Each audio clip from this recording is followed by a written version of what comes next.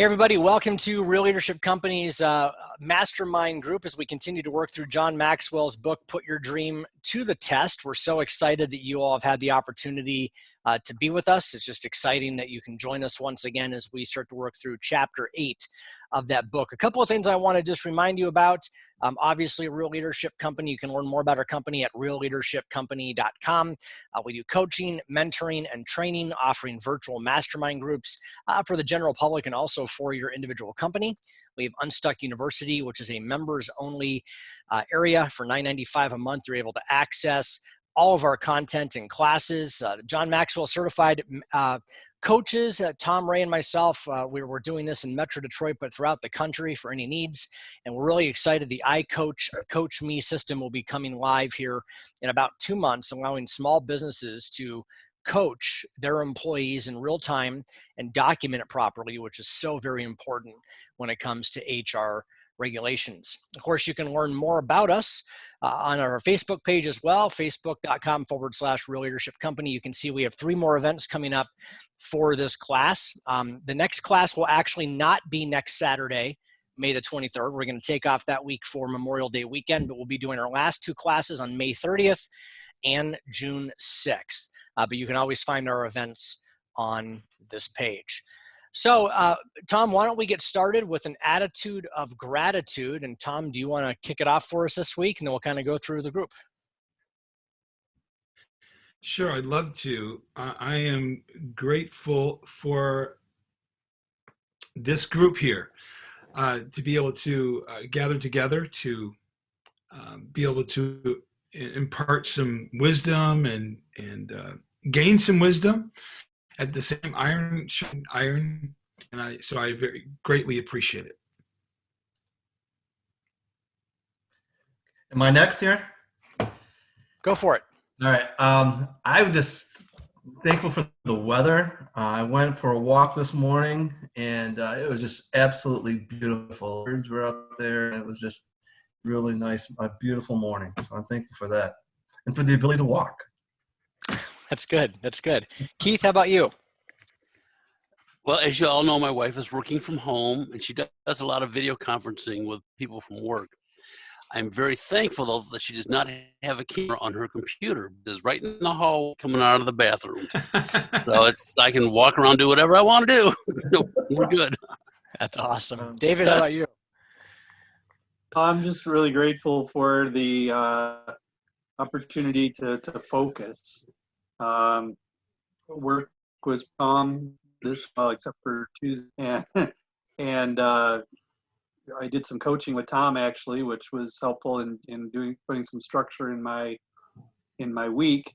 But I was able to focus on a lot of things. Got some things in motion that have been languishing, and actually doing some state related classes last weekend and this weekend, 8-hour sessions, and has really refocused my brain and got me on the right track. That's awesome. Very cool. Yeah, no, this week I'm thankful for the fact that people have been able to kind of go back to work, which is excellent. Again, we have a contractor that's installing a fence in our yard, and we have someone that's coming out to do some mowing and some yard work today. And I'm just thankful that the state is slowly starting to open back up again, because that's so important to get our economy going. So I'm thankful for that this week. We're going to jump in to chapter 8, and Tom, you're going to get us started. Is that correct? Yes. So the book opens up with H. Jackson Brown, who said, "Take one more step."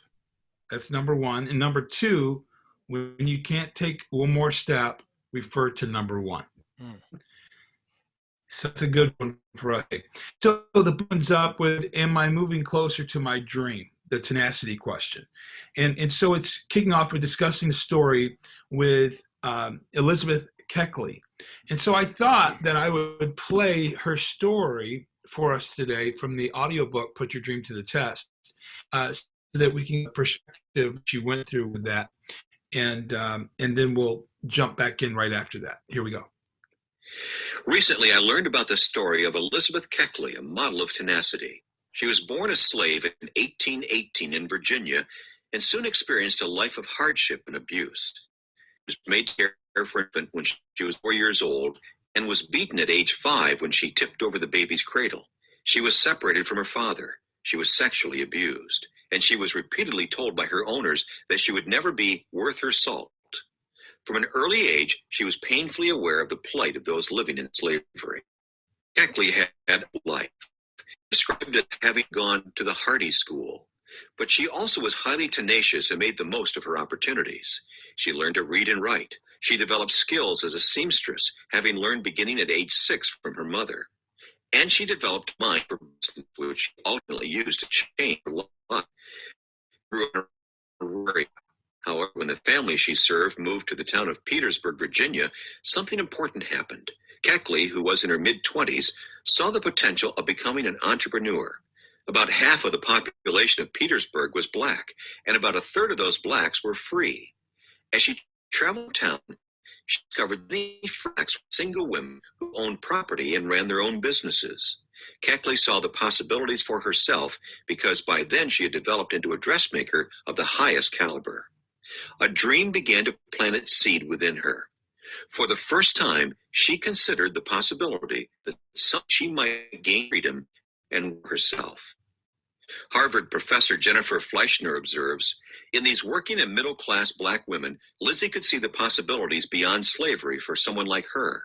With the taste of autonomy new in her mouth, never before had she had so much freedom of movement or of thought as here in Petersburg. She was hungry for more. Another relocation, this time to St. Louis, Missouri, when she was 29 years old, made the dream with Keckley grow even stronger. The family she served was experiencing hard times, so she began making dresses not only for the women of that family, but also for other prominent society ladies in town. Money. My needle, Keckley called, I kept bread in the mouths of 17 persons for 2 years and 5 months. More and more independence, both legal and economic, was on her mind. When she broached the subject of buying her freedom with her owner, he refused to discuss it and ordered her never to bring it up again. But then the dream was tuned, and she would give up. The same spirit of tenacity that had helped her to survive hardship became focused on her desire to buy freedom for herself and her son. I would not be put off, thus, Keckley noted, for hope pointed to a freer, brighter life in the future. Once, when she upped the subject, her owner offered her a quarter and told her to take the ferry across the river to Illinois, a free state, to run away. She refused. By the laws of the land, I am your slave. You are my master, she told her owner, and I will only be free by such means as the laws of my country provide. When the family's financial situation became desperate, her owner named a price, $1,200. It was well beyond her means, probably the equivalent today of about $25,000. But that didn't stop Keckley. No matter what amount her owner had named, she would have found a way to pay it. No price for a dream is too great for some her tenacity. Initially, she planned to travel to New York to ask a charitable organization to lend her the money.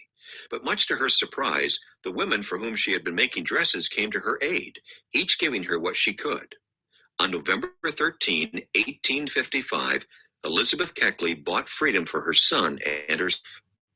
Her autobiography wrote, the $1,200 were raised, and at last my son and myself were free. Free, free. What a glorious ring to the word. Free. The bitter heart struggle was over. Free. The soul could go out to heaven and to God with no chains to clog its flight, pull it down. Free. Earth wore a brighter look, and the very stars seemed to sing with joy. Yes, free. Free by the laws of man and the smile of God, and heaven bless them who made me so. Though the money was offered as a gift, Keckley accepted it only as a loan. She worked diligently 5 years in St. Louis and back every cent. Freedom was only half of Keckley's dream. The other half was to be a successful business person. To realize it, she moved first to Baltimore and then to Washington, D.C., where she began working as a dressmaker. Due to her exceptional sewing skills, her ability as a knicker, and the sterling recommendations she received from her St. Louis clients, she soon had all the work she could handle. She was actually succeeding. She quickly gained the respect of her clients and the local merchants, and she became highly successful. And then an even loftier dream became clear in her mind. Ever since arriving in Washington, she explained, I had a great desire to work for the ladies of the White House, and to accomplish this end, I was ready to make almost any sacrifice consistent with propriety. There was no more visible person in the United States for whom she could make dresses than the First Lady. Within a year, she achieved her goal. Keckley became exclusive dressmaker, fashion consultant, and sometimes dresser for Mary Todd Lincoln, starting the day after Abraham Lincoln's inauguration. She also became Mrs. Lincoln's closest friend and confidant. Keckley consoled Lincoln when her son Willie died, and after the president was assassinated, when she was asked, "Is there no one, Miss Lincoln, you deserve with you in this affliction?" the First Lady replied, "Yes, send for Elizabeth Keckley." Lincoln was much comforted by her. For years after the president's death, she often described Keckley as her best friend. Keckley's business flourished in Washington. At one point, she was so busy she opened a shop. In later years, she became known as a teacher of sewing. She did all that she had dreamed of and much more than others thought she was capable of. And she took great delight in the fact that in the years following the Civil War, she had done better and was better off financially than the children of her former owners. If anyone had asked her the tenacity question, no doubt she would have answered a resounding yes. What about you? How do you answer the tenacity question? Are you moving closer to your dream? Are you taking steps forward? Do you have the tenacity to carry you through? Or when things get tough, and they certainly will, are you likely to give up? How was that? Good. Excellent. So a very inspiring story, and we see with Elizabeth Keckley there that she dealt with one roadblock after another, and raising $25,000 just behind her freedom and the freedom of her son, and then to get money from other people, and then to work and pay all that back because she wanted to be truly free, right? With no IOUs, with no lien against her life or property. And so what an illustration of tenacity. So in the book here on page 47, the question is asked, how does her experience illustrate tenacity?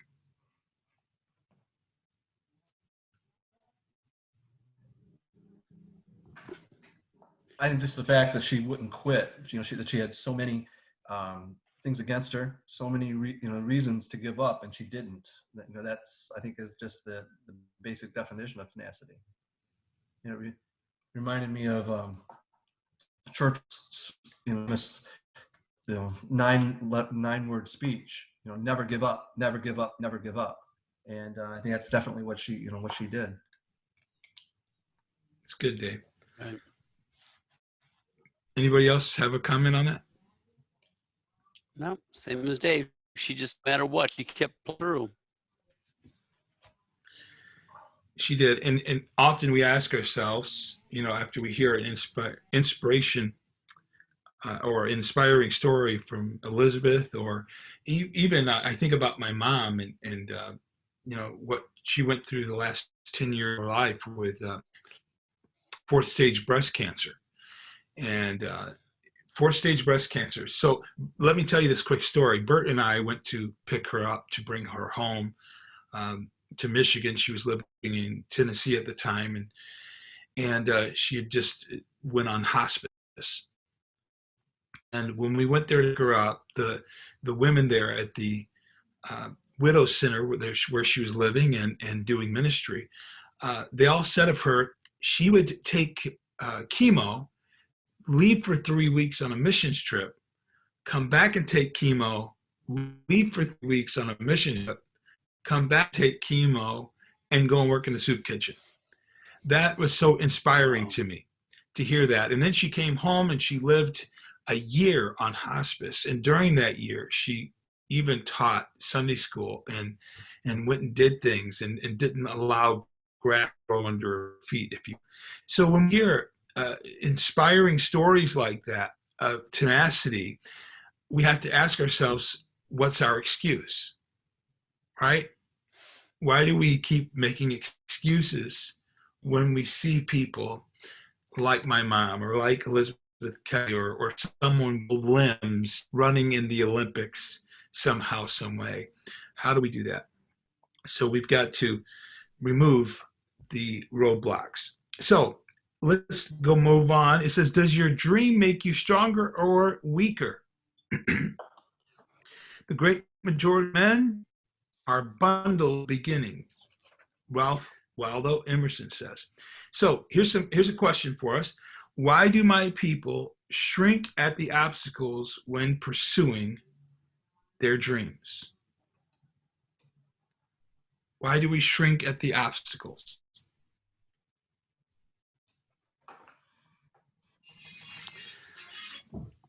Maybe the dream's not big enough.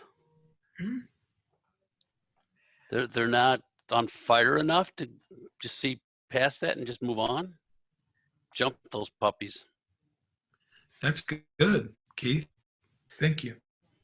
And I think there's a natural just direction towards things being easy, and even just towards lack of resistance. I think the natural thing is when we come to any kind of resistance to avoid that, and so it's not natural to fight against and to use more energy. It's like the opposite of where the direction of the universe. So. Yeah, good point. Yeah, my thought was kind of a combination of those two actually. Is I hadn't thought about the dream not being big enough, but what I was thinking is that the obstacles were actually not, they didn't seem that insurmountable, so it doesn't rally your resistance to those obstacles. It doesn't ramp up your strength to try to defeat them. You're like, those are no big deal. I can handle those anytime. I don't need to work on those. But I think part of that is motivated by the fact that the dream is not big enough to drive you to engage those obstacles.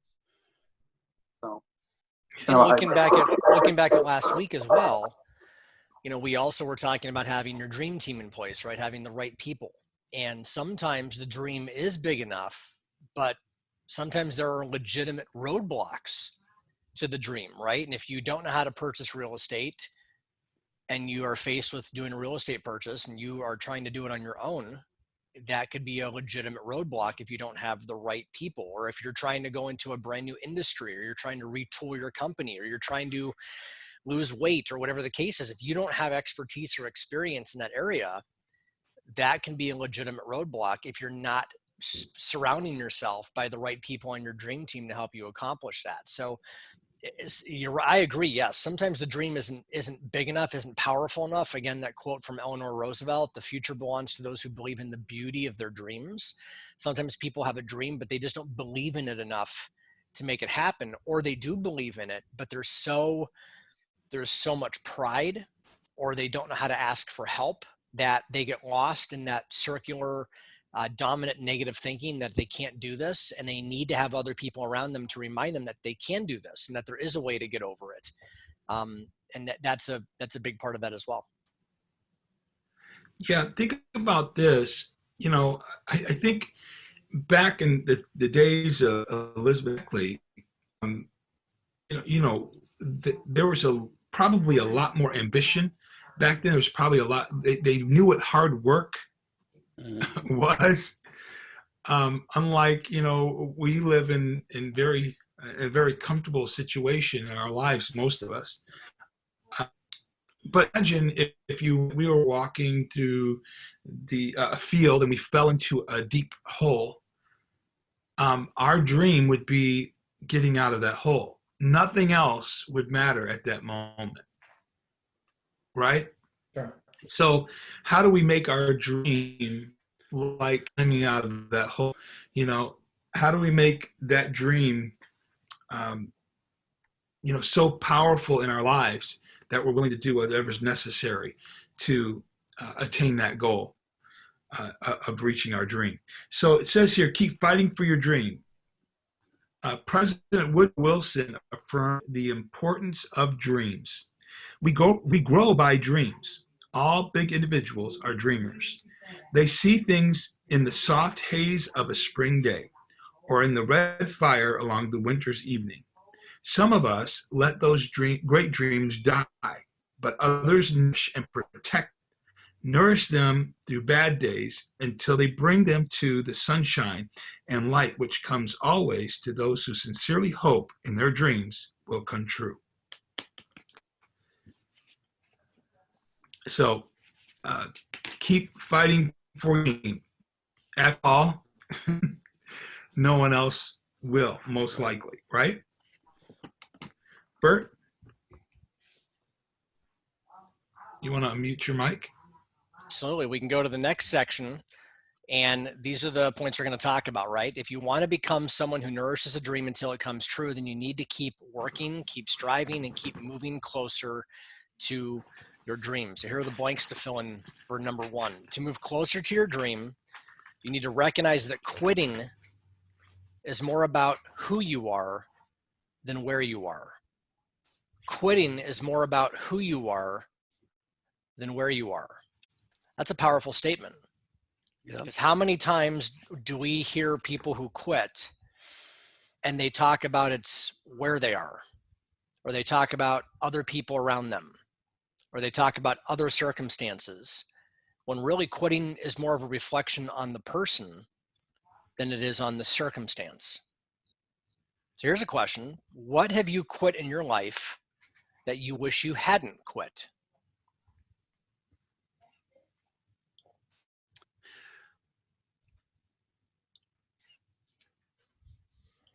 I was working on the other day and trying to figure out, and just I looked at this and I couldn't think of anything, so I stepped away, came back, and I don't know what I have quit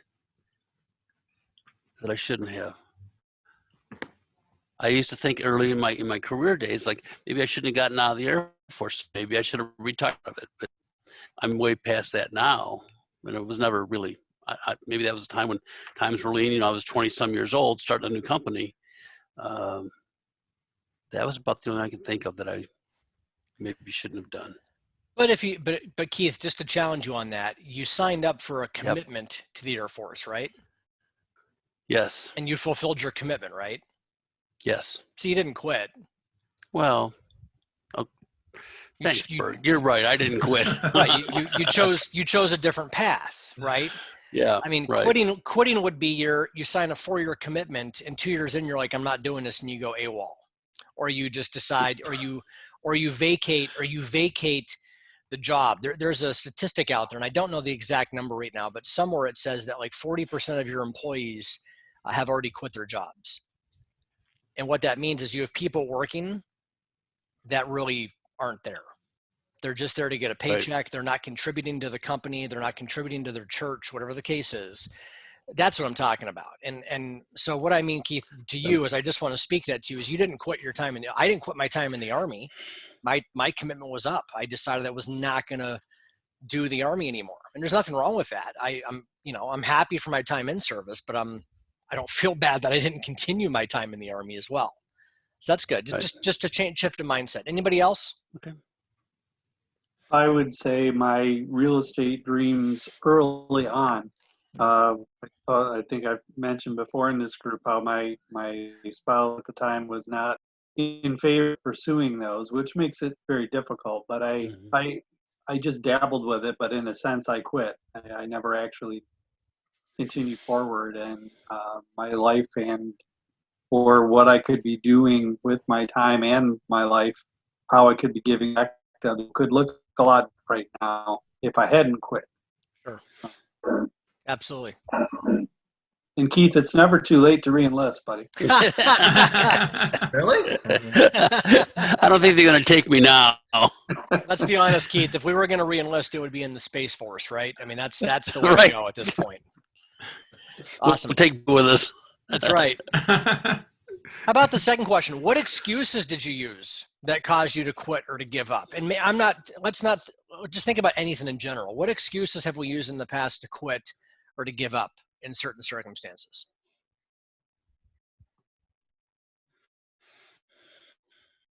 It's too hard. I don't have time. I'm really hungry.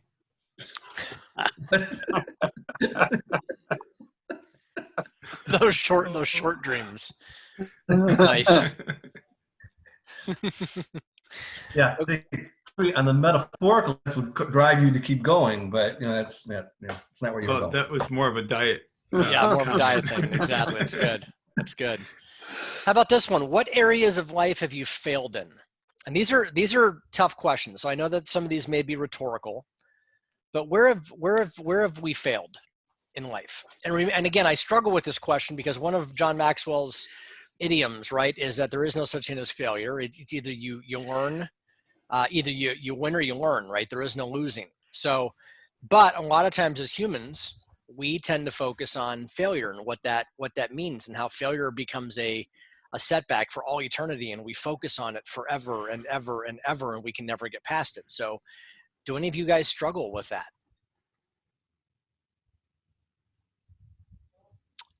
And again, some of these might be rhetorical, guys. I mean, there may not be a whole lot of discussion around this, but that's okay. And while we're thinking about that, when we do fail, do we assume responsibility for it, or do we blame somebody else?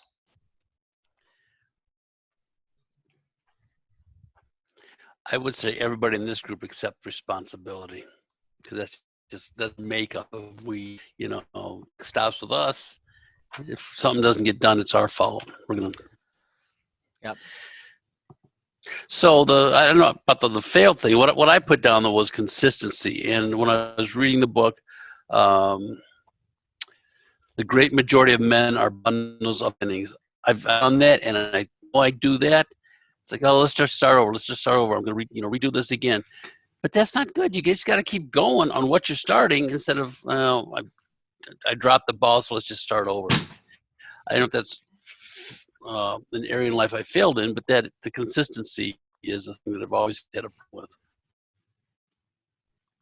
Yeah, my son Noah, with this pandemic, we're doing homeschooling right now, which is testing my confidence in my ability to be both a father and really a decent human being, let alone a pastor. But anyways, so yesterday I'm helping Noah with his schoolwork, and he continues to say, "Dad, I'm such a failure. I'm such a failure. I'm not getting this." And I'm thinking, we're doing basic math here, guy. Like, this is not your life. Like, no one's ever going to come back to you and say, "Explain to me why you got a D on this test in your 9th grade math class." Like, I mean, but in that moment, that is what he's focused on, right? That's the thing that's coming to his mind. And what I've found with Noah and Brady is that a lot of times with kids, especially in this younger generation, they want that instant gratification, right? Like, if they don't get something immediately, if it's not that drive up to the drive-thru, I want a Big Mac and fries, you pull up, you get it, you drive away. If they don't get that fast food mentality, they want to quit, or they failed, right? They go to, I'm just a failure. And I struggle with that, because looking back on my childhood, I don't ever recall saying to myself, "Man, Bert, you are such a failure." So when I hear my kids say that about themselves, that's really impactful to me, because they're not a failure because they don't do something right. They just don't understand it, or they're lazy, or whatever the case is, right? And every 9th grader is lazy to some extent when it comes to school. Yesterday, Brady was working on a paper, and it's his first research paper he has to do for 6th grade, and he's writing a paper on the country of Aruba. And so he's got his notes and he's got his outline, and he's sitting in front of the computer. And I said, "Brady, you just have to do this." And he goes, "Dad, I don't know how to do this. I'm going to fail." It's like there's this utter fear of failure. And I said, "Brady," I said, "once you start writing, it will just happen, but you have to start. You have to begin the process of putting the words down on the paper. And once you start, I promise you, buddy, it's going to work." And so once he struggled through that first paragraph and he began to see how the notes get put into his own words and he puts into a paragraph format, wouldn't you know it, he got half his paper written yesterday. And it's just because he had to overcome that fear of failure. And I think that's something that a lot of people struggle with, is they get so caught up in the opening actions or movements. They don't know what steps to take. They don't know who to talk to. They don't know what direction to go in. They're so afraid of failing right out of the gate that they never actually start the race, right? But we know, you guys know this from being in this class, that if there's a problem, I'm the problem and I can fix the problem. That's an ultimate truth for all time. If there's a problem, I'm the problem and I can fix the problem. And so a lot of times, going back to, quitting is more about who you are than where you are. If we quit on something, it's not necessarily because I was raised by divorced parents. It's not because, going back to the Elizabeth Keckley, it's not because she was a slave. It's not because someone went through bankruptcy. It's not any of those things, right? It's because you have decided that it's not worth pursuing the dream anymore. You can't blame anybody else for it but yourself. So what events in your life have caused you to stop pursuing your dreams? And I know we've shared that a little bit, but can you guys think about that? What has prevented you guys from pursuing your dreams?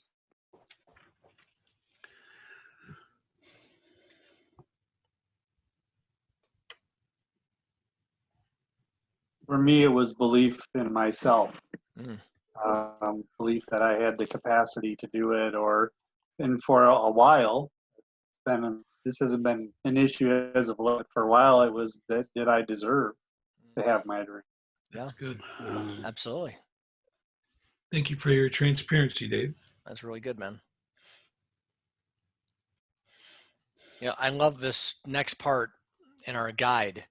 It says you might not have control over external events, but you do have control over the determination, right? Resiliency and passion inside of you is what continues to drive us. What is stopping you or preventing you from continuing on your journey of attaining your dream? And I want to take this to a spiritual side for a minute, from a Christian faith perspective for a minute, right? A lot of people, we have faith and we operate by faith. And what is faith? Faith is the substance of things that we hope for, which means it doesn't exist yet. And it's the evidence of things not yet seen, which means we're believing in something that hasn't yet happened. People of faith are unique. And people of faith should be the most optimistic people in the world, because if we really take the truth of what Scripture says and we apply it to our lives, there is nothing but optimism. That's it. Optimism is it. There's nothing else that's there. There is no despair in faith. Now, there's sadness, there's setbacks. I get all of that. But the ultimate end goal is we know how everything ends. And when you hold on to that faith, when we say that we don't have control over the events, right? Well, we see that also in moments of faith. The Bible tells us that God takes all things and works them together for our good, according to those who are called according to his purposes. All things. That means every time someone dies unexpectedly. All things. That means when a pandemic strikes and we don't know what's going to happen. Right. All things. That means when we lose a job or we get furloughed or things aren't going well in our marriage. God says all things. So we may not have control over the events, but we do have control over the determination. And the determination does not mean that, okay, it's not a Job story where we're going to get back 4 times or double, whatever the number is, that it's going to come back to us. But the determination can be that, God, I don't understand what's going on right now, but I'm going to have the resiliency and the passion to chase after the faith that you are taking all things and working it together for my good. And when we have that, we should be Christians, and people of faith should be the greatest dreamers and dream pursuers on the face of the planet. That's the bottom line, man. We should be, because we know that we can't control the events, but we sure can help control that determination.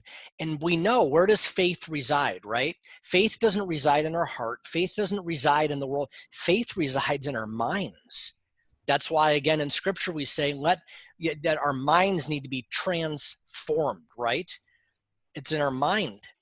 So when we begin to have doubt, when we begin to think that we can't achieve something or do something, God says you can do anything, because I have a plan and you're part of the plan.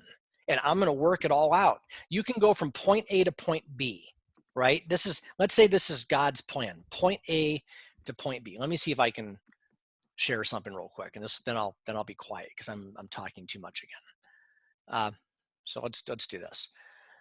So here we are, right? So this is point A. This is point B, right? And everybody desires, without a doubt, we all desire to go from here to here, right? We want to go from point A to point B. That's the path of least resistance, right? That everybody wants that. But guess what? God is a good God, and he knows that this isn't going to always work. So I believe that God is gracious enough to allow it to go like this. Do you see that? Even though we may not be lined up in that perfect, amazing will that God has for us, he's not going to allow us to stray so far away that we still don't end up where he desires for us to be. Now, I don't mean someone who walks away from the faith or someone who just absolutely rejects the tenets of the faith. I'm talking about people who are sincerely trying to do what's best. And they pray to God, God, I want your will in my life. Sometimes God gives us choices. We could go this way or we could go this way. But guess what? It's still going to get us moving in this direction. So just something to think about there today. Tom. That was good, Bert. Thank you. Number 3, move closer. On there, though, Go ahead. I just wanted to add, we go from point A to B, but sometimes we can't see point C, which is even beyond point B. Absolutely. And if we're following God's path, we can even he'll take us even beyond where we can dream of. That's right. That's good, Dave. Yeah, and I think that goes back to what Bert said of Brady, to get started. Get started on that quest and see what comes next for us. So number 3, to move closer to your dream, recognize that waiting for everything to be right is wrong. Waiting for everything to be right is wrong.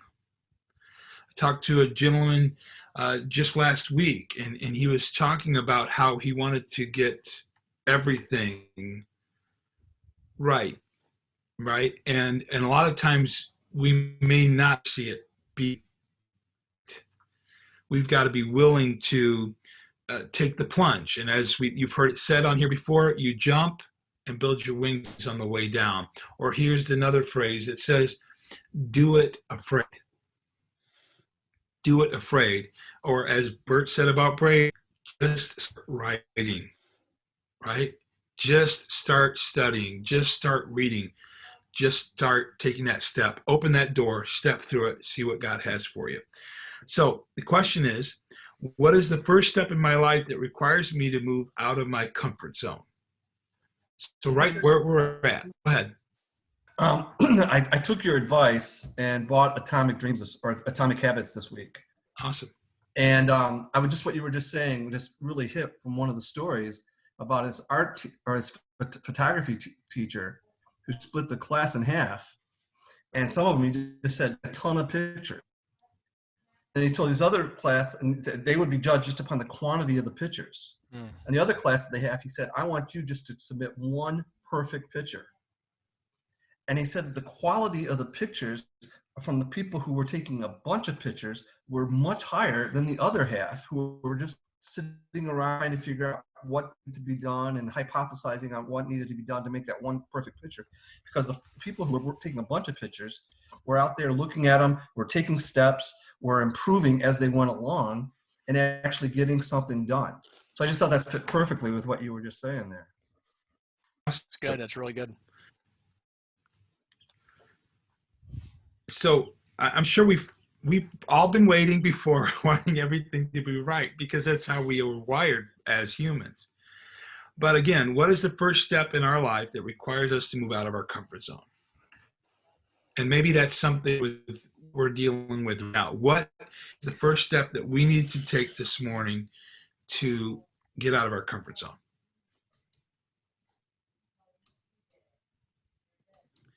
I had a few things. Some we've talked about before. When my email goes off, I just jump, which is crazy because it's usually garbage. So I need to stop that. Just check my emails, once in the morning, once at night. So the big thing too for me going forward, growing business is getting referrals from customers. I've known this for years, and I've never done it because that has taken me way out of my comfort zone. You know, just I know these guys, their family, they know my family. For me to go in and ask for a referral, I am just absolutely not comfortable with that. And that is my plan to move on this year, within the next month, to get back with these guys and start doing that. Whether it's email, in person, or whatever is going to be the best form of contact them. Thank you for sharing, Keith. Anybody else?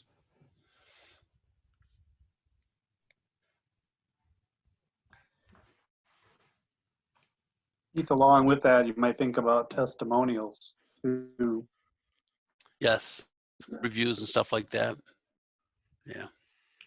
And sometimes, Keith, the easiest way to ask for a referral, especially if you know someone was happy with what you did, is to ask them first for the testimonial.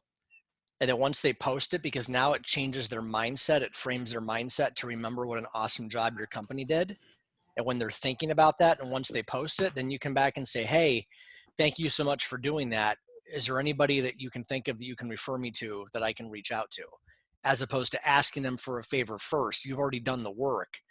Reframe their mindset to remember why you were such a good company to work for, and then ask them for the referral. Okay, good idea. Yeah. So let's ask the next question on page 50. What is my plan to move from where I am now to where I want to be? What is our next step?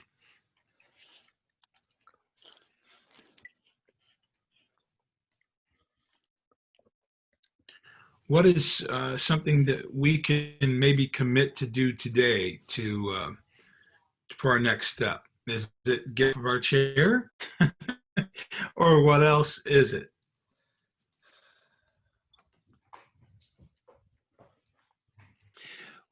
Well, I had it all written down, but Bert just blew me out of the water with that.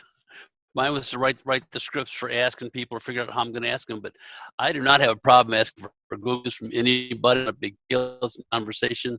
It's a email I can send out with a link that all they get to do is click on and do that. And that is the plan. But right now, my web developer and I are waiting for something to come back from Google. So when it does hit the reviews, it goes right to the correct website because we're redoing website stuff. So you have a plan. Yes. Yep. Right.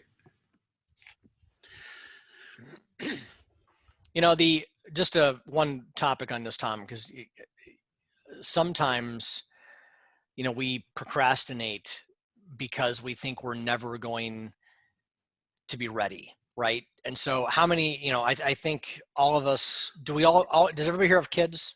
Does anybody not have kids? Okay, so we all have kids, right? So do you remember, does anybody recall when maybe you were first entertaining the idea of having children, and you're sitting there and you're talking to your spouse and you're thinking, man, let's have kids, but let's count the cost first of how much money it's going to cost to have these kids, right? And so you start adding up the cost of diapers and wipes and redoing a bedroom 5 times over the course of a child's life, and schooling, and you add it all up, right? And if you actually do add it up, there was a study in 2017 that said that to raise a child in America cost approximately $233,000 from birth to 24. $233,000. And I just wonder if we all sat down and really said to ourselves, you know what, honey, let's have 4 kids, and we know it's going to cost us $1 million to raise those kids. How many of us would actually still have those kids?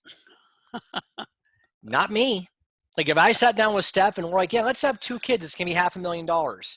And at the time I was in the military making $23,000 a year and she was making like 25, I would have said, we can't afford kids. Nobody says, hey, let's not have kids because we can't afford it, right? Some people do. But for the most part, nobody says, yeah, we're just never going to have kids. We're never going to be able to afford that.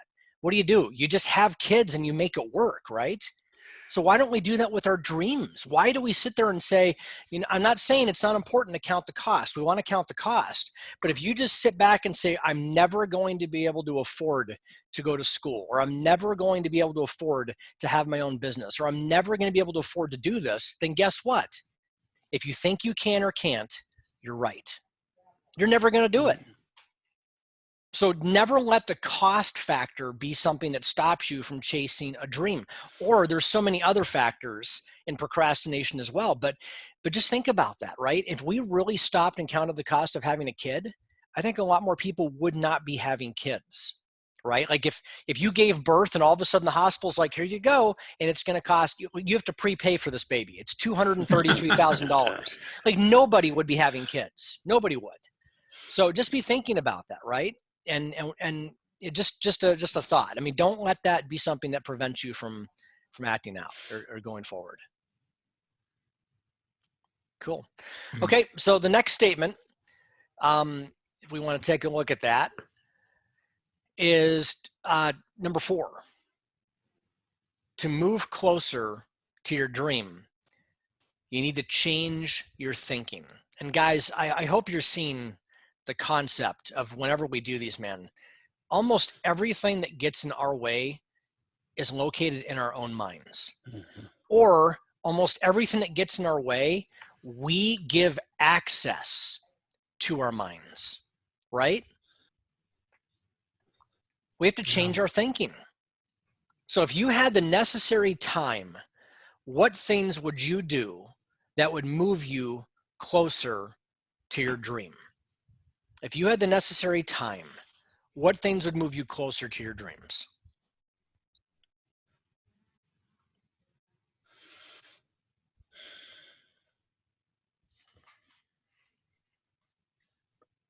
So I'm assuming by the silence, it means that we all have the necessary time to work on our dreams, especially during a pandemic. Yeah. Say that again, Dave. I didn't hear that. What was that? Especially if you're not working. Especially if you're not working. Right. Okay, good. Right. So the time is there, right? But we all know that there's going to be a moment after this pandemic ends that time is going to become more precious and more valuable again, right? Because we're going to have to go back to work and start doing those things that we normally do.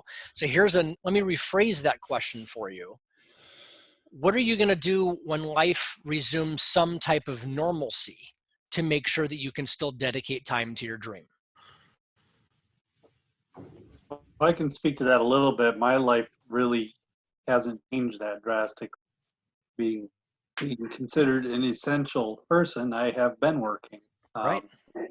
So I have basically just had to do that very thing, is adjust my thinking and look at how can I use the time I already have better in pursuing my dream. And one of the things that I have done to do that is actually listen to podcasts, listen to things that put my mind in the direction of pursuing my dream, instead of, I could be listening to things about vacationing or, whatever, just anything entertaining. But instead, I've been listening to real estate related discussions and topics, and it's been focusing my brain so that when I have time to actually take action, that's the action that's on my mind, not something that isn't in the direction of my dream. It's good. On that note, as I mentioned, I bought that book. It wasn't a book, it was an audio book. And the reason I got the audio book is because I wanted to tie it in with my other goal is I want to lose 50 this year. I've lost 15 already. And part of that's because I've been exercising a lot. But with the podcast, I can do that and get motivated while I'm exercising. Mm-hmm. Yep. So, so just that's what keeps me, keeps me focused, but also encourages me to work towards one of my goals. That's awesome. Good stuff. And here's one more question for you. How does your thinking have to change in order for your dream to be realized? How does your thinking have to change in order for your dream to be realized?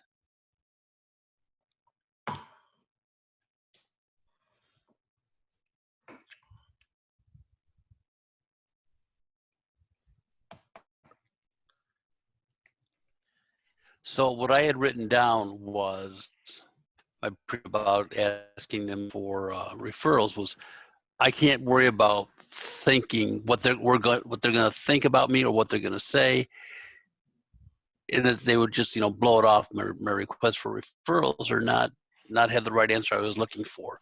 But that whole thing has changed now because you're right. Google reviews first, and then go back and get the referrals. And the Google reviews from you is going to be so easy to ask these people. Yeah, because if they're excited about your business, Keith, if they already think highly of you, then it should be a natural process that they're going to want to reciprocate and refer you, right? Yeah. If they're willing to take 3 minutes to write a reference, if they're willing to take 3 minutes to do a review, they're going to be willing to take 3 additional minutes to refer you to somebody. Yep. Or at the very least, be thinking about it, right? Because again, it's all that process of in the mind, right? We need people to think differently about your business. So again, you begin the rewiring process to get them thinking positively about it. So then when they do hear a conversation, someone says they need VoIP or they need that type of service, they are now trained to think positively about your business as opposed to not thinking about it at all or thinking about it negatively. Right. Yes. For me, it's reading what I think, how I think about, or how I value the different things in my life. What can I give up to make time to pursue my dream? Things that I have just naturally thought of as important to me, and things I didn't want to. Maybe those are things to give up for a time until until my dream allows me to make more time to put those back in. If I still think they're even important at that point. Mm-hmm. Good. Tom, you want to go number 5? Yes. To closer to your dream. And this is powerful. Recognize that the resources for your dream stop the moment you do. Right. Everyone say, ooh. Right? Can you repeat that again, Tom? Recognize that the resources for your dream stop the moment you do. That's good. Mm-hmm. Think about it, because if we stop, there's no need for the resources. So it's not until we keep going that we realize what resources that we need and resources are available. And again, it's an inspiring story of what Bert shared, even in regards to hand sanitizer and masks and what they've done for his company, and how just putting out some information out there, moving forward and sitting back and saying, it was me, nothing's going to change. Everything's going to remain the same. And we're just going to, our caregivers are not going to have what we need. And any number of can't statements.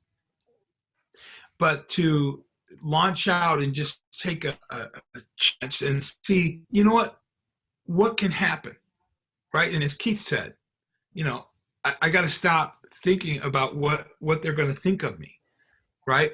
Because what if they think something good of me? What if they think, wow, this is really great. This is a great idea, and I want to use this to help me, to make a difference in my life, right? And or there's somebody sitting around saying, I want to help somebody. How can I help someone? And then boom, Keith, your email dropped in their box, right? And now they're able to duplicate, as said. So again, recognize that the resources for your dream stop the moment you do. So on page 51, why do resources for your dream stop the moment you do?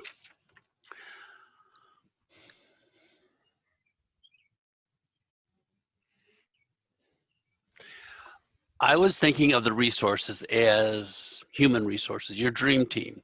You stop dreaming, you just fade out. They're all looking to you for the motivation, for the inspiration. And if you stop, then they got nothing, and they're just wandering around then with nothing for them to look to. It's good. It's good. Anybody else in that question?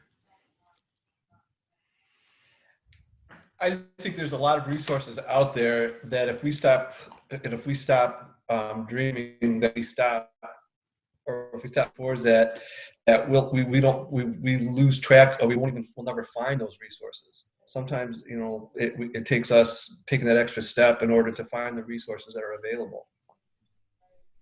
Or even to recognize them as resources, because sometimes you have this fixed mindset of, this is what I need. But then as you start moving in that direction, you realize that, oh no, actually this would work and that would work, and those things are right here available.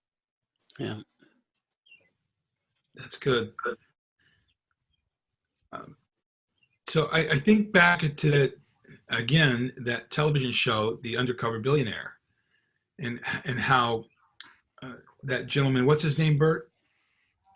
Stearns. Last name is Stearns.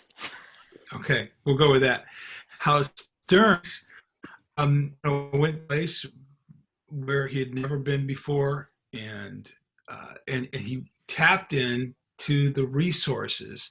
In fact, he went to the human resource center there and found out some information about what to do and what available to him, and the things that were for free, or for those who don't have internet access or a computer, that there's a library that has that, or whatever the case may be, that we're just not taking advantage of the resources that are right within our reach. So, but they will stop if we do, right? So, number 6, to move closer to your dream, practice the rule of 5. Practice the rule of 5. So, question, what things in your life are distractions from finding your dream and fulfilling your destiny? What things in your life are distractions from finding your dream and fulfilling your destiny?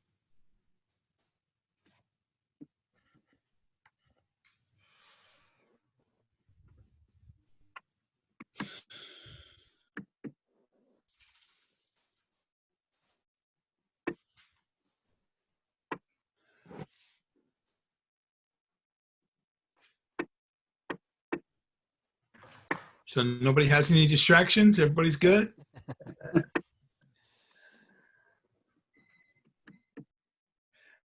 Sometimes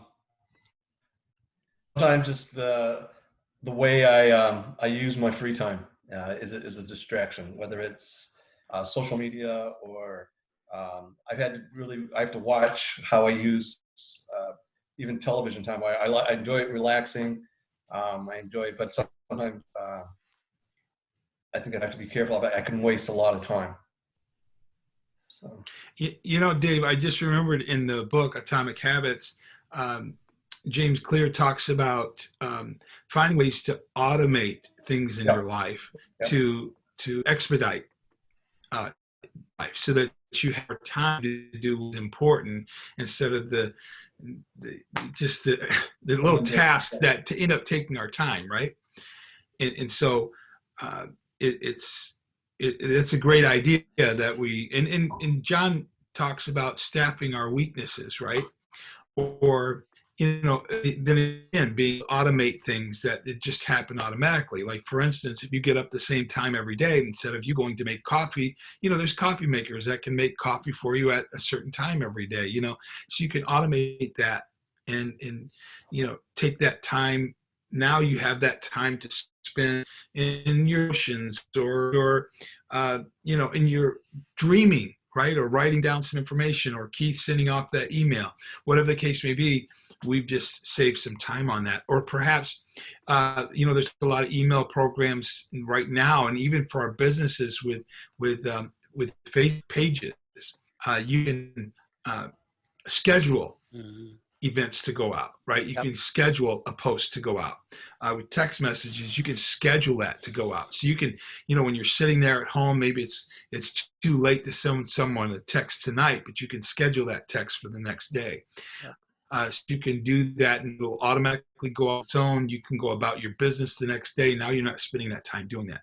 But a lot of things distract us from what's important. Yeah, and One thing to add to that fulfilling our too, Tom, dreams. if I could, a lot of times we do beat ourselves up when we watch TV or do social media. And I want to just state that, remember, it's about what you allow into your mind, right? Sometimes when you need creativity or motivation, sometimes social media or TV or radio could actually be beneficial. Like, for example, I love the show Shark Tank. Love it. Right? Or the show The Profit, right? When I'm in a situation where I'm in a funk about my job or about my dream and I don't know what else to do next, sometimes you just need to hear success stories from other people to get that going again, right? So that's the difference between me choosing to sit down to watch reruns of King of Queens or Last Man Standing, or watching 1 or 2 episodes of Shark Tank. And yes, it is, an hour or 2 hours of my time, but I can sit down and watch 1 episode of Shark Tank, and all of a sudden it begins to change the way I'm thinking again. It reminds me that people overcome difficulties over time, or sitting down and doing a devotion, right? And hearing a story of a hero in the Bible, or a hero of faith, or reading historical stories of like Elizabeth Keckley. And that, a lot of times I'm just saying, I don't want us to think that all media and all of those instances can be bad. It's when you choose to put the right things in, it can help groom and motivate those factors that come out. So for example, so whenever Stephanie and I are thinking about doing a home renovation project or something, what do we watch? We watch the DIY network. And now we're watching about how someone redid their fireplace, or how someone's looking for a new piece of property somewhere. That helps frame the mind work around where we're going. It's not just that numbness sitting back and watching a drama, or watching, okay, I don't do this, but watching Lifetime, or watching these shows that do absolutely nothing whatsoever, then create a false fairy tale of where you think you are, and then you come back to reality, right? I just want to point that out, because sometimes the mediums that we choose to engage with can be incredibly beneficial to us as well. So, and I'm not knocking you, Dave. I'm not saying that what you said was not correct, but choose, be intentional about what we choose to watch or let into our minds. Mm-hmm. Well, I'm saying, even, not saying this pure entertainment is also sometimes bad, or even like watching a football game or whatever it might be. But it's when we allow that to just waste, excessive amounts of time. I think that's when things become out of balance. I guess that's my. Absolutely. Yeah. I heard one guy say, said to his buddy, he says, "Man, you're so successful. How did you get so successful?" He said, "You know what? Did you binge watch the Lost series?" And he said, "Well, yes." He said, "I didn't." And I've never forgot that, right? It's such a powerful statement. I didn't, so a lot of us are binge watching, right? When we could be doing some things that are more productive. It's not that these things are bad. It's the excessive amount. Or when we're doing that, when that's all the time that we have, and we're doing that over spending the time on what we should be spending, right? So the next question here was, what things do I need to change in order for me to be productive rather than busy, right? What things do I need to change in order for me to be productive rather than busy?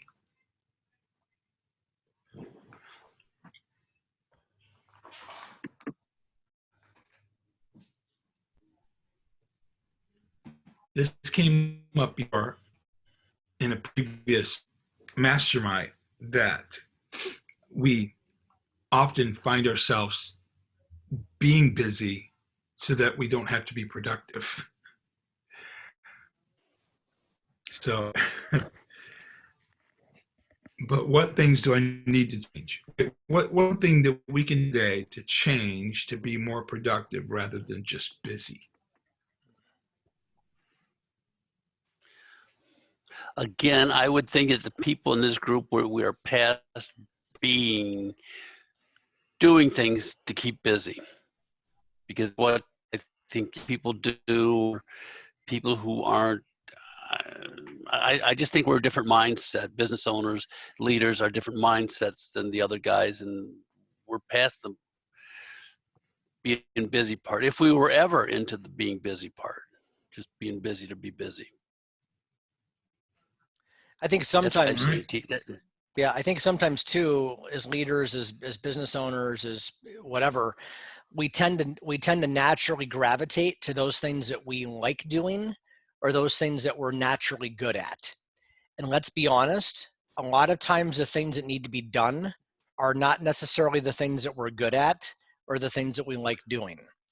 And so that's where it's important. Like there are times now, with my primary company, with the home care company, because I have a general manager, a human resource manager, and a team in place, I don't have to be there 5 days a week. And it took me a little bit of time, about a year actually, to realize that I didn't have to keep showing up every day and doing busy work, right? I'm paying people to do it. So stop doing work that other people could be doing, right? And start empowering the people around you to make decisions and do that work so you don't have to do it. So now when I do go into the office 2 days a week, I'm there to just, monitor the culture of the company, to make sure that the general manager has what she needs to do her job effectively. I clean out the refrigerator. Right? It's busy work, right? But someone's got to do it, right? So I clean out the refrigerator. I make my rounds to make sure everybody's happy, and I pay bills, and that's it. And now I could very easily step back in 5 days a week and find things to do, but by doing that, I'm just creating busy work. And I've had to learn to step away from things that I really enjoy doing. I used to love going out and meeting new clients and signing them up for services. But I also realized that I have 2 other people on staff that are just as good as me and sometimes better. And now they're doing it. So I don't have to do that anymore, which now gives me more time to work on my dreams, which wouldn't have happened 3 years ago. So just remember that just because you're doing things that you like doing and you do things that you're good at does not mean that you're necessarily doing the things that need to be done. And that's a real challenge sometimes. Obviously our passions are going to get us there, but that's a trap we can fall into, right? If we start saying nobody else can do this but me, I'm the only one that's good enough to do this, that's a dominant thought. And again, don't believe everything that you think. There will always be somebody that can do something that you do better than you. Always. There will always be somebody that can do your job better. So find those people and let them do it and motivate them and continue to paint the dream and vision for the future. I'm going through that right now. Not everybody that works is there all the time when I'm there. So a lot of times something will come up that needs to be done. And so I'll do it because It needs to be done. But, it doesn't have to be done right that second. It could be done later. And I need to get a lot better at repurposing my people and empowering them to take care of those things. Because my first impulse is always, well, this got to get done. So I get it done. Good stuff. So what I got out of that, Bert, just now is I always talk about somebody do QuickBooks. I love doing QuickBooks. I don't know why. Because I've been doing it forever. I've got my systems down, but I don't need to be doing this. I can get somebody else trained on this stuff and go out and sell and go out and just make sure all the customers are good, and do what only I guess I can is grow the company instead of me sitting here doing QuickBooks for a couple hours every Monday morning. You're absolutely right, Keith. And again, for example, as the business owner, I like to pay my own bills. I like to make sure I know where the money is going. I think that's a valid thing for me to be doing, right? But if my company doubles in size in 2 years, I probably don't have to be paying the bills. I should be able to put someone in place that's better at managing money than I am to do that. Perfect example, even for real leadership, right? Tom and I, we've been developing our own websites and doing our own work on that for the past year. Number one, because it was going to save some money. But I finally realized this past week, for where we need the website to be with usernames and passwords and all that stuff, I can't do that. So what did I do this week? I started interviewing companies that are going to take over that aspect for us. Is it going to cost me some money? Sure, it's going to cost us some money to do that, but they're better at it than me.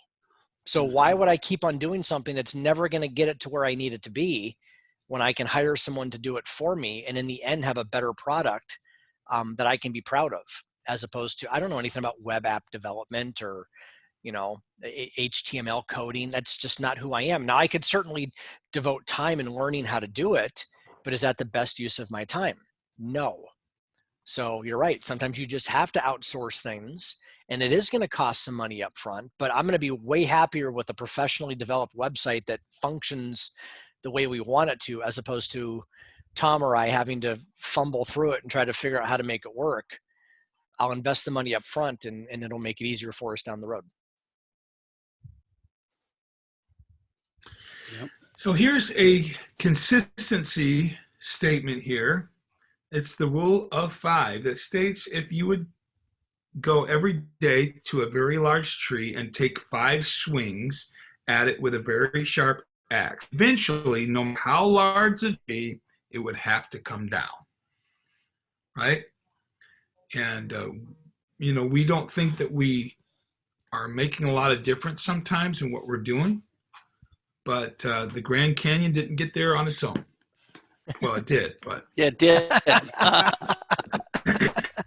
What else you got, Tom? Well, no, but the point is that, these canyons were made by the water, right? The rivers driving through them, right? Of course, it's been over a long span of time for this to take place. But I've seen tubs in bathrooms, right? And because the water had dripped so long, it's created a dent in the tub, right? And so if we take the time, we can really make a difference in what we're doing. And again, that book, Atomic Habits, they talk about changing 1%. If you can change 1% in your life and do it consistently over the course of a year, it can be a huge change. So the question on page 52, what could be rule of 5 for your dream today? What could be your rule of 5 for your dream today? What thing could you go out and just start hammering at, even a little bit? And again, Bert's story about the 20 miles a day versus running yourself ragged all day long.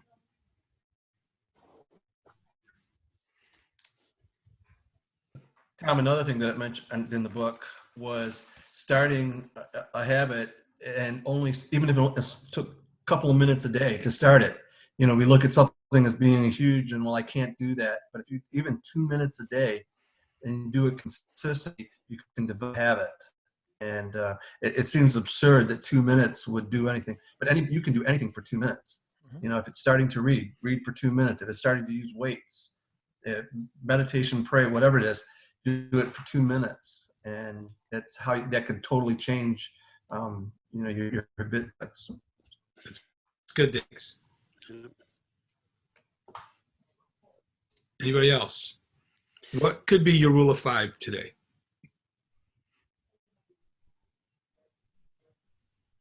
Well, it's like Dave says, Dave's doing a lot of walking. I've started it. You don't notice in the beginning. We just keep going after. I don't know if I'm going off track. You just got to keep going after it. I like to fly remote helicopters and planes, and I have a simulator that I can practice on. If I just do it 15 minutes a day, I'll get good, because it's almost like real life. Reading a little bit every day just gets good stuff to your head. There's some stuff that I need to do for the security team at church that I'm home alone now. I can do a lot of that stuff in the basement here, practicing things. That's good. What things still exist that seem impossible? As you think and ponder and continue to seek after, what are the odds in achieving your dream? David, what are the odds that you're going to get into real estate and make it happen? Keith and Dave, what are the odds you guys are going to lose the weight and get to where you want to be? Keith, what are the odds you're going to continue to grow your business and get it where you need it to be? What are the odds, guys? What seems impossible, and what's going to happen with it? Well, I can tell you, for me, one of the things that I realized is I'm focusing too much on the big picture. I have a big picture dream, and that does seem impossible right now, because I'm sitting here looking at that huge thing and going, there's just no possible way to get from here to there. But there is. I just can't see it. So I have to focus on a much nearer goal, knowing that, you know what, I'll reevaluate when I get to that next goal. And for me, that's been a huge mind adjustment, because I have often looked at big picture and, you know what, I don't know how to do that. I don't know what to do, and just kind of sat down and not done anything. But I just keep that in the back of my mind and go, you know what, someday I'm going to get there. But right now, this is where I'm going. This next step, that's my focus. That's right. That's great. For me, that's been big. That's so powerful, right? Like Brady with his paper, right? He saw the big picture. I have to finish this 5-page paper for a 6th grader. That's overwhelming. I don't know how to write 5 pages. How can I do it, right? But when he got that first paragraph written, all of a sudden the next paragraph came into clarity, what he had to do next. And then the next paragraph came into clarity. So you're right. You know what the end result has to be, but you just have to do the next step, right? First things first. And as long as you continue that march, like Tom was saying, that 20-mile march, you don't have to do 100 miles today. You just got to do 20 miles. You just got to write that next paragraph. That's excellent. That's really good. I don't know if you've ever heard this, but how do you eat an elephant? Yeah, one bite at a time. Yep. Right. Yeah, and again, going back to what Bert said earlier about a child, $250,000 to raise a child from 0 to 24. So if we look at that, we're never going to have a kid.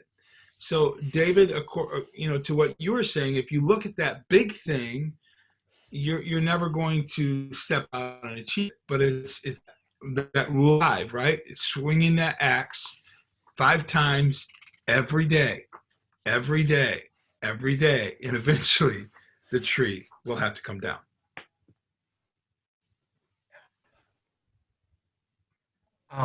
Ketchup helps with the elephant. Yeah. And it's wild though, as you start achieving some success, it seems like the bigger goal just seems that much closer. I can't imagine now not losing the weight. That's good. Just I'm enjoying it. I got up in the morning and first thing I'm thinking about is, okay, well, I gotta go exercise. I've got to go ride the bike.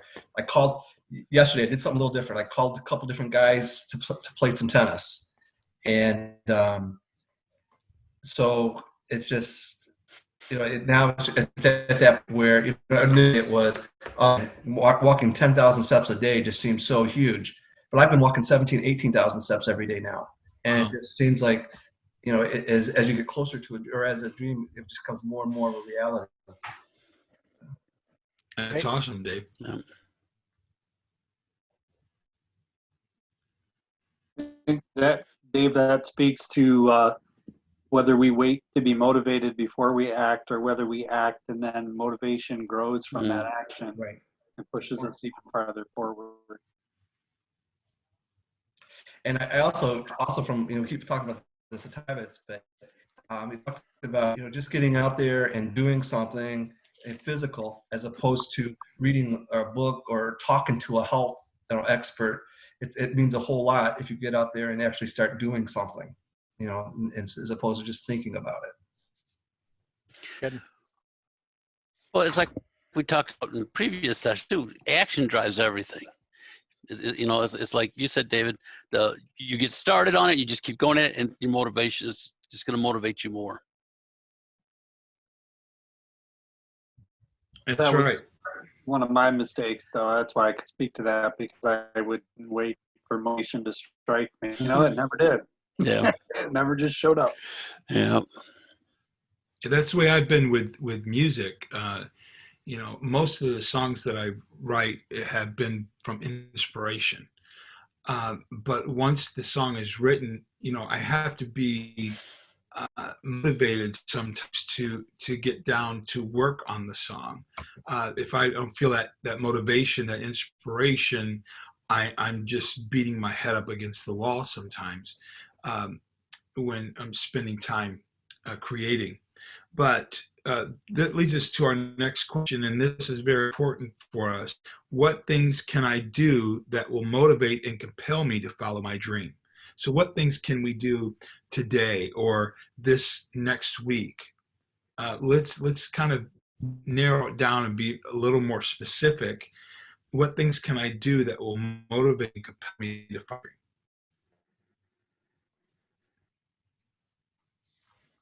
Well, for me, it's, I'm going through some classes this weekend. Matter of fact, I have one at noon today. And so what I've been doing as I go through that is making lists of things that I need to do, and then kind of organizing them into, okay, this is a step I need to take. This is a step I need to take, and then I have a roadmap. You know what I mean? It gives me that motivates me. Because it kind of lays the path out that, okay, here's the little chunks, here's the little bits of the elephant that I need to eat and in what order, and I can do that. It's good. One of the things that I've realized recently is that the more disorder that I have, whether it's in my desk, in the house, whatever, causes me to it becomes a mental block to me. So one of the swings that I'm taking is just, while I've got the time, is getting more order, organizing my garage, organizing things, so that when I'm walking through it, it doesn't, there's order. It just seems like I'm more clear and I'm pursuing other things. That's awesome. Yeah, as you're saying that, I'm looking at my desk. The far end of it's like, oh, this stuff's got to get put away. This is ridiculous. Well, to give you an example, my inbox in my G account, my personal email, which I tended to just ignore, had 48,000 items in my inbox. Wow. And so people would send me stuff, and unless somebody called me, I would never see it, even on a daily basis. So now I've cut that down to, it's a couple hundred. And I got to where I would just ignore it because there was so much on there. Yeah, I have about 80,000 emails between the 5 email addresses that I have. Yeah. Well, I tell myself that, well, I just want to keep it there in case I needed it. But most of that stuff I never needed. So I just created the stuff that I did want to keep, like stuff from Real Leadership. I put it in a Real Leadership box. Right. And that way, and everyone take his lead.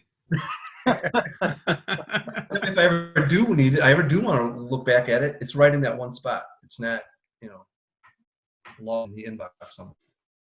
That's awesome. That's good. Well, guys, thanks so much for joining us today. I just want to remind everybody who's watching that, again, that there's plenty of opportunities out there to be engaged with Real Leadership Company. Again, we're really focused right now on the business coaching, the mentoring, the training. Again, the virtual mastermind group is going on right now. Coming up in June, we'll be doing another actually, it's a mastermind group. It's more of a seminar. It's not based off a book, but it's a class that I taught called How to Retain Hourly Wage Employees. We're going to be talking about Maslow's hierarchy of needs and how I think a lot of people just forget about the basics. So that'll be coming up here in the month of June. Of course, you can go to Unstuck University. All of our courses and content are available on there. We'll have session number 9 posting there later on this week, as well as some more life stories coming up. We just did a really good interview with Tom Llewellyn from North Star Church in Olympia, Washington, that talked about what they had to do to change the way they do church during a pandemic. And of course, we have our resources and forms on there. So great stuff. Guys, thank you all so much for joining us for this week's class. Remember, we're not going to be doing a class the week of Memorial Day. So next week, there is no class, and we'll finish up our last 2 weeks for this book on Saturday the 30th, and again, the first Saturday in June. And then there will be more content coming. Don't forget, of course, we can also do one-on-one coaching with you as well. Tom and myself are available for that, but the coaching is impactful. And it really gives you that one-on-one motivation piece, whether it's weekly, bi-weekly, twice a month, whatever the case is. Coaching can be done to help you out. So we encourage you guys to engage it as well. But until next week, thank you guys so much for joining us. And we'll see you guys in a couple of weeks. You guys all have a great week. Thanks, guys. Good seeing y'all. Thanks, guys. See you.